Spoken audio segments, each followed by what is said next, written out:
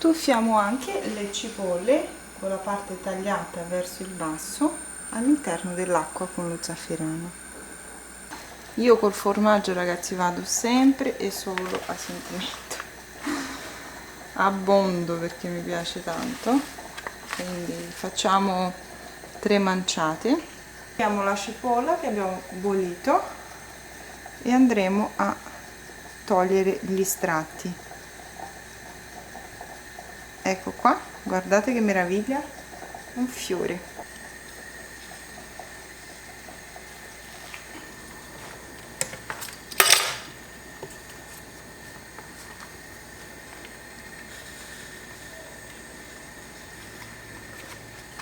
E la metto così, in modo da avere un bordino laterale.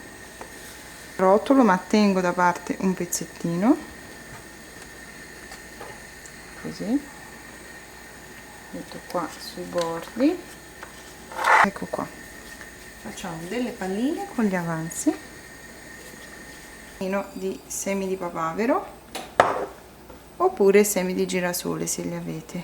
Facciamo rotolare la nostra pallina in questi semini, così, e la mettiamo al centro del fiore, schiacciando un po'. Qui ho messo proprio 3 pistillini di zafferano, vado ad aggiungere un mestolino d'acqua calda e un pizzico di sale e mescolo bene. Con un pennellino da cucina andremo a spennellare le cipolle.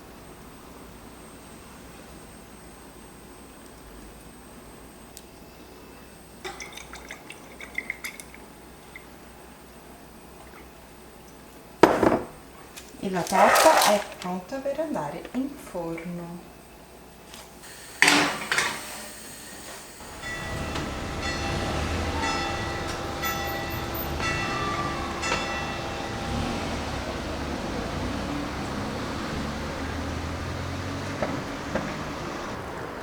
E adesso la tagliamo. Mamma mia che meraviglia! Sarà che amo le cipolle e i girasoli, e quindi guardate, mettiamo un tocco di verde, ci sta sempre bene. Che meraviglia!